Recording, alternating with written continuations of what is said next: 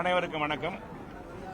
கள்ளக்குறிச்சியில் நடைபெற்ற சம்பவத்திற்கு பொய்யான குற்றச்சாட்டுகளையும் அபாண்டமான அறிக்கைகளை வெளியிட்டு இறந்தவர்கள் வீட்டில் ஆதாயம் தேட நினைக்கும் பாமக நிறுவனர் டாக்டர் ராமதாஸ் அவர்களுக்கும் அன்புமணி ராமதாஸ் அவர்களுக்கும் எங்கள் கண்டனங்களை தெரிவித்துக் கொள்கின்றோம். கள்ளக்குறிச்சியில் நடைபெற்ற துயர சம்பவத்திற்கு இந்தியாவிலே மிக சிறப்பாக செயல்பட்டு 24 மணி நேரத்தில் சம்பந்தப்பட்ட மாவட்ட நிர்வாகத்தில் உள்ள அத்தனை அதிகாரிகளையும் மாற்றம் செய்யப்பட்டு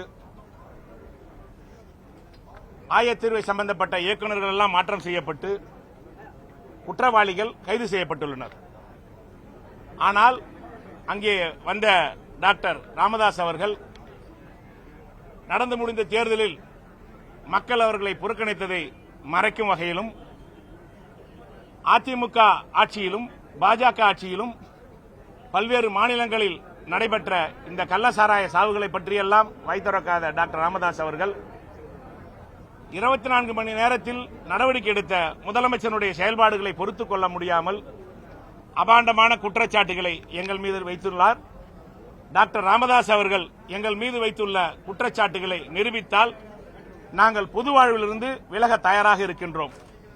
அப்படி டாக்டர் ராமதாஸ் அவர்கள் அவர் மகன் அன்புமணி ராமதாஸ் அவர்களும் எங்கள் மீது வைத்துள்ள குற்றச்சாட்டுகளை நிரூபிக்க தவறினால் அவர்கள் பொது வாழ்விலிருந்தும் அரசியலிருந்தும் விலகுவாரா என்று நான் கேட்டுக்கொள்ள விரும்புகின்றேன். நன்றி.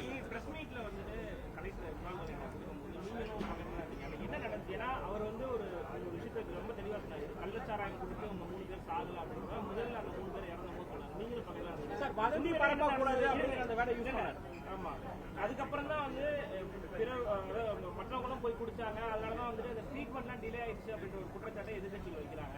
உங்களுடைய சரியா அந்த கலெக்டர் மீட்டிங் அந்த பிரஸ் மீட் கொடுக்கும்போது அப்ப மணி வந்து 1 மணி மதியம் 1 மணிக்கு தான் நடக்குது. அன்றைய அந்த நிலவரப்படி நான் அப்ப அந்த மருத்துவமனையில தான் இருந்தேன். என் தொகுதியை சார்ந்தவர்களும் அதுல வந்து அட்மிட் பண்ணியிருந்தாங்க. என்னுடைய சொந்த ஊர் நான் வசிக்கிற பகுதி வந்து கள்ளக்குறிச்சி தொகுதியில் தான் இருக்குது. எங்கள் இயக்கத்தை சார்ந்தவர்களும் அங்கே அனுமதிக்கப்பட்டிருந்தார்கள். அந்த 1 மணிக்கு மருத்துவமனையில் சேர்க்கப்பட்ட யாரும் இறக்கல. மருத்துவமனையில் உள்ளே அனுமதிக்கப்பட்டவர்கள் ஒருவரும் அந்த நேரப்படி அங்க உள்ள வந்தவங்க இறக்கல. மருத்துவர்கள்ட்ட கலெக்டரும் மற்ற அதிகாரிகள் எல்லாம் விசாரணை செய்த போது நாங்கள் டெஸ்ட் பண்ணி தான் அது என்ன சாப்பிட்டிருக்காங்க அப்படின்னு சொல்ல முடியும். அதுக்கு முன்ன எங்களால் இதுக்கு வந்து இறுதியான முடிவு சொல்ல முடியாது. நாங்கள் முதல்ல அவங்களை காப்பாற்றுறதுக்கான முயற்சி எடுக்கிறோம், லேப் டெஸ்ட்டுக்கு அனுப்பிச்சிருக்கிறோம், அதுக்கு பிறகுதான் சொல்ல முடியும் அப்படின்னு சொன்னாங்க. அப்ப 3 இறந்ததாக சொல்லப்பட்டவர்கள் மருத்துவமனையில் இல்ல, அவர்கள் இல்லங்களில். சார், இப்ப அட்மிட் 3 பேரை அட்மிட் பண்ணும்போது ஏதோ அறிந்திருக்காங்கன்னா அவங்க வந்து ஃபர்ஸ்ட் அவங்க சொல்லிருப்பாங்க குடிச்சிருக்காங்க, அதனாலதான் இல்ல அந்த இறந்து போன என்ன சொல்லி அட்மிட் பண்ணாங்க 3 பேர். அந்த இறந்து போன 3 பேரும் அப்ப மருத்துவமனைக்கே வரல. மற்றவர்கள் தான் மருத்துவமனைக்கு வந்தவங்க டிசென்ட்ரி ஆகுது, வயிறு வலிக்குது, தொண்டை எரிச்சல் இருக்கு அப்படின்னு தான் அட்மிட் ஆகுறாங்க. மருத்துவர்கள் ஆய்வு செய்தார்கள். சொல்லல பொதுமக்களே வந்து குற்றம் சாட்டுறாங்க. இது அரசியல் கட்சிகளுடைய பின்புலத்தோடு நடக்குது. தொடர்ந்து குற்றச்சாட்டுகளோட எந்த நடவடிக்கை எடுக்கல அப்படின்னு பொதுமக்களே குற்றம் சொல்றாங்க. சரி, அரசியல் கட்சி கடந்திருக்க பாதிக்கப்பட்ட மக்கள் குற்றம் சொல்றாங்க. அதுக்கு இல்ல, பாதிக்கப்பட்ட மக்களோட நாங்க 2 எம்எல்ஏக்கள் நாங்க கடந்த 1 வாரம் அந்த 4 நாட்களாக நாங்க அங்கேயே தான் இருந்தோம். அங்கேயே இருந்தா அவங்களுக்கு தேவையான உதவிகள் செய்யறோம். பாதிக்கப்பட்டவங்களை வந்து நாங்க வந்து ஆம்புலன்ஸ் வச்சு மருத்துவமனைக்கு கொண்டு போய் சேர்க்கிறோம். அங்க இருந்து சேலம், ஜிப்மர், விழுப்புரம் போன்ற மருத்துவமனைகளுக்கு நாங்க தான், நீங்க இந்த வீடியோ எல்லாம் பார்த்தா தெரியும், நாங்க தான் அதுக்கான எல்லா பணிகளையும் டாக்டரோட இருந்து செயல்படுறோம். அப்படி எந்த மக்களும் சொல்லல. இவங்க விளம்பரத்துக்காக அரசியல் ஆதாயம் தேட வந்தவங்க தான் சொல்றாங்க. அந்த பகுதியில் உள்ளவர்கள் இரவு 12 மணி வரை நான் அந்த பகுதியில் இருந்து தான் 12:30 மணிக்கு தான் கிளம்பி வந்தோம்.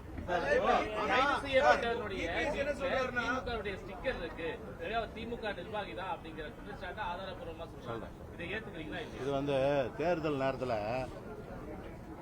நேரத்தில் வாக்காளருக்கு ஓட்டு போட்டுன்னு சொல்லி எல்லாமே ஸ்டிக்கர் ஒட்டி வீடு வீடா ஒட்டிட்டு போவாங்க.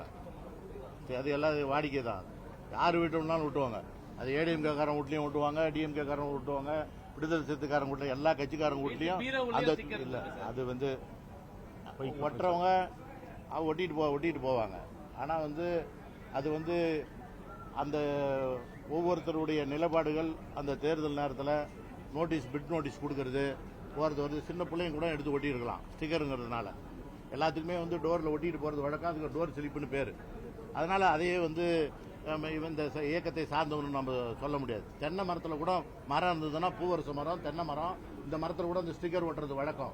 ஏன்னா அது விளம்பரம் தேடணும், விளம்பரம் இந்த சின்னத்தை தெரியணும் அப்படிங்கிறதுக்கோசரம் சுவர விளம்பரம் இல்லாமல் இந்த ஸ்டிக்கரை மற்ற இடத்துலையும் ஒட்டுறது வழக்கம். ஆனால் 19ஆம் தேதி நடந்த இந்த சம்பவத்தை உடனே எங்களுக்கு தகவல் தெரிஞ்ச உடனே நாங்கள் மருத்துவமனைக்கு போகிறோம். மருத்துவமனைக்கு போன உடனேயே இந்த மாதிரி 3 பேர் வெளியே இறந்துட்டாங்க அப்படின்னு சொல்கிறாங்க. வயிறு எரிச்சல், தலை சுத்தல் இருக்கு, தொண்டை எரிச்சல் இருக்கு அப்படின்னு வந்து மருத்துவமனை சேர்ந்த பிறகு அப்புறம் மாவட்ட ஆட்சித்தலைவர் அங்கே இருக்கும் எல்லாமே வரோம். நாங்கள் எம்எல்ஏக்கெல்லாம் போகிறோம், அதை பார்க்குறோம். உடனே இந்த தகவலை தெரிவிச்சிட்ட உடனே நாங்கள் என்ன சொல்கிறோம், உடனே முதலமைச்சருக்கு நாங்கள் பொறுப்பு அமைச்சர் முதலமைச்சருக்கு தகவல் தெரிவிச்சிடறோம். உடனே அதுக்கு பிறகு என்ன செய்கிறாங்க அப்படின்னு சொன்னாங்க, உடனே வரவங்களுக்கெல்லாம் ட்ரீட்மெண்ட் கொடுத்துட்டே இருக்கிறோம். ட்ரீட்மெண்ட் கொடுத்துட்டே இருக்குள்ள எஸ்பி கிட்ட சொல்லி நாங்கள் என்ன பண்ணுறோம், இந்த மாதிரி ஏதாவது உபயோகப்படுத்த இருக்குதுனாக்க அதை உடனே நடவடிக்கை எடுக்கிறது. டிடி ஹெல்த், அதாவது மருத்துவக் கல்லூரி மட்டுமல்லாமல் ஆரம்ப சுகாதார நிலையத்தில் உள்ள அனைத்து கிராமங்களிலும் இருக்கின்ற டிடி ஹெல்த்தை விட்டு அந்தந்த செவிலியர், அங்கே பிஹெச்என், அங்கே இருக்கிற மெடிக்கல் ஆஃபீஸர் எல்லாத்தையும் விட்டு விழிப்புணர்வு ஏற்படுத்த சொல்லி அங்கே யாராவது பாதிக்கப்பட்டிருந்தா அவங்களையும் ஆம்புலன்ஸ் மூலியமா கொண்டாந்து மருத்துவக் கல்லூரியில் சேர்க்கறதுக்கு அந்த நடவடிக்கையிலும் ஈடுபட்டோம். உடனே மாண்புமிகு முதலமைச்சர் அவர்கள் ஒன்று அப்புறம் 2 பேர் 3 பேர் இறக்க வேண்டிய சூழ்நிலை மருத்துவமனை வந்த பிறகு ஆன பிறகு முதலமைச்சர் இந்த தகவல் தெரிஞ்ச உடனே பொறுப்பு அமைச்சர் தெரிஞ்ச உடனே பொறுப்பு அமைச்சரும் மக்கள் நல்வாழ்வுத்துறை அமைச்சரும் நேராக மருத்துவக் கல்லூரிக்கே வராங்க. வந்து மருத்துவக் கல்லூரியில் இருக்கிறவங்கள பார்த்துட்டு இறந்து போன குடும்பங்கள்லாம் போய் பார்த்து பேசிட்டு அதுக்கு உரிய உடனே தொடர் சிகிச்சைக்கு தலைமையிலிருந்து ராஜீவ்காந்தி மருத்துவமனையிலிருந்து மற்ற சேலம் மாவட்டத்திலிருந்து எல்லா சுத்து வட்டார திருவண்ணாமலை எல்லா மருத்துவக் கல்லூரியிலிருந்தும் உயர் வகுப்பு ஹையர் ஹெச்ஓடி எல்லாம் மருத்துவர்கள் எல்லாம் வரவழைத்து அதுக்கு சிகிச்சை அளிப்பதற்கு உரிய வகைகள் எல்லாம் செய்யப்பட்டது. அப்புறம் வந்து அமைச்சர்கள்லாம் வந்து 2 அமைச்சர்கள் வந்தாங்க. பொறுப்பு அமைச்சர் பொதுப்பணித்துறை அமைச்சர் அவர்களும் மக்கள் நல்வாழ்வுத்துறை அமைச்சர் அவர்களும் தீவிர சிகிச்சை கொடுப்பதற்கு அந்த வழிவகை செய்யப்பட்டது. அதில் வந்து எதெல்லாம் கொஞ்சம் ரெஃபர் பண்ண முடியுமோ அதில் முடியாத விழுப்புரத்துக்கு சில பேர் கொண்டுட்டு போனாங்க. சில ஜிக்மர், சேலம், இந்த மாதிரி 3 இடத்துலையும் அனுமதிக்கப்பட்டது. அதில் வந்து கிட்டத்தட்ட சார் ட்ரீட்மெண்ட் கொடுத்ததையோ அரசு நடவடிக்கை எடுத்ததையோ யாரும் எதுவும் கேள்வி கேட்கல சார். பட் அங்க தொடர்ந்து சாராயம் இருந்திருக்குங்கிற ஒரு குற்றச்சாட்டுலாம் இருக்குது. அதனால அந்த இதுல மக்கள் பிரதிநிதிங்க முறையில நீங்க உங்கள் கவனத்துக்கு அது வரப்பட்டதா, அது எப்படி அது நடந்ததுங்கிறதா?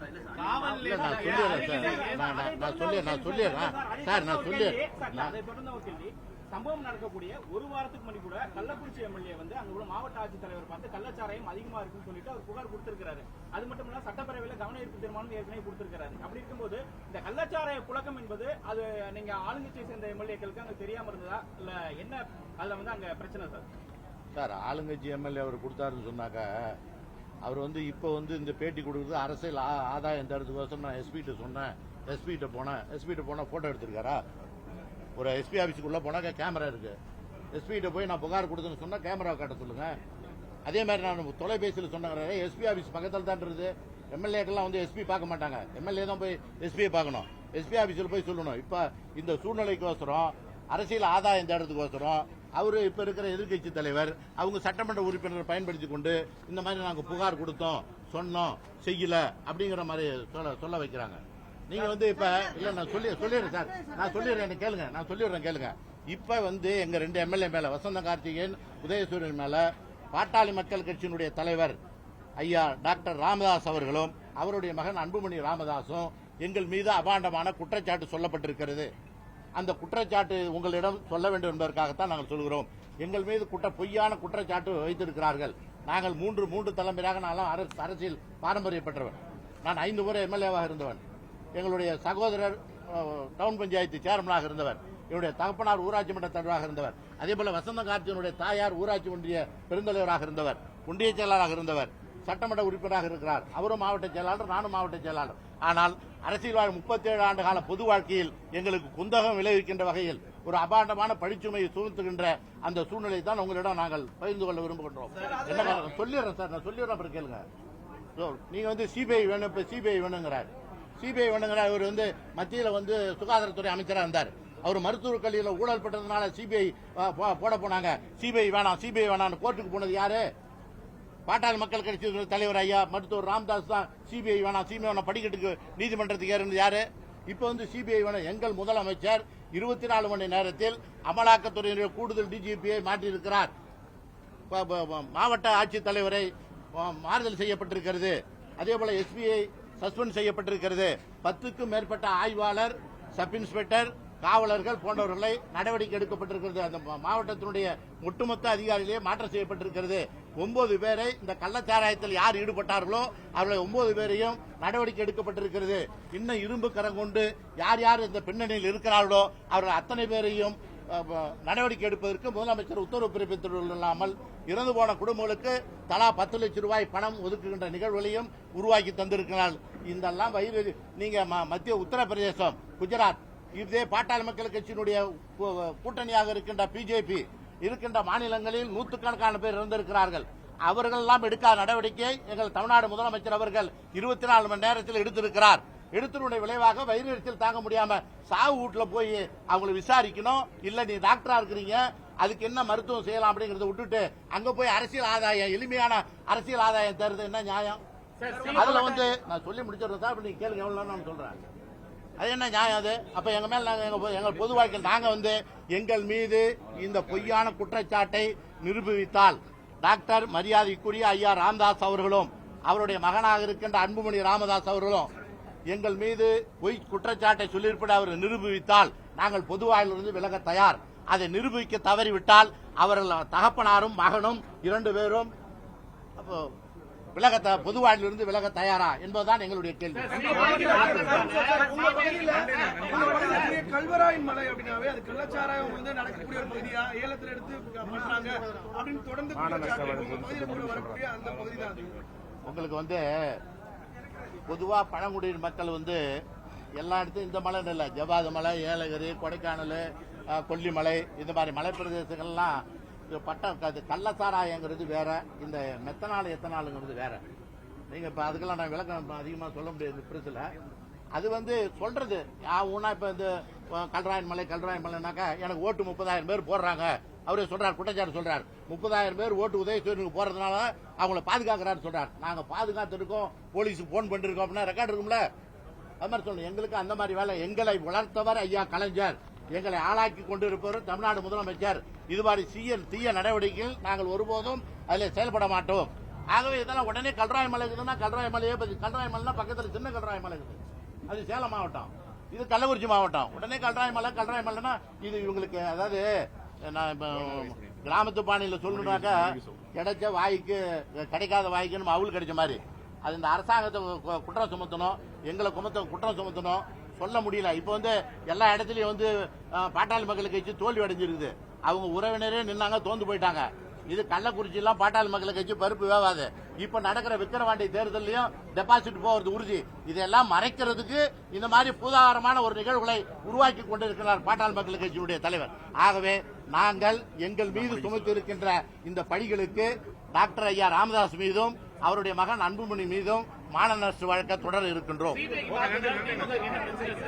நான் சொல்ல வரேங்க, இப்ப இவர் சிபிஐங்கிறார்ல, சிபிஐ அவரு மகன் வந்து மருத்துவ கல்லூரியில் மாட்டிட்டு இருக்காருல்ல, அதுக்கு சிபிஐ வேணாம் சொன்னவரு நீதிமன்றத்துக்கு போனவர். இதுக்கு என்ன சிபிஐ? எங்க முதலமைச்சர் கரெக்டா இந்த நடவடிக்கை எடுத்திருக்கார், கூடுதல் டிஜிபி எல்லாம் மாத்திருக்காரு.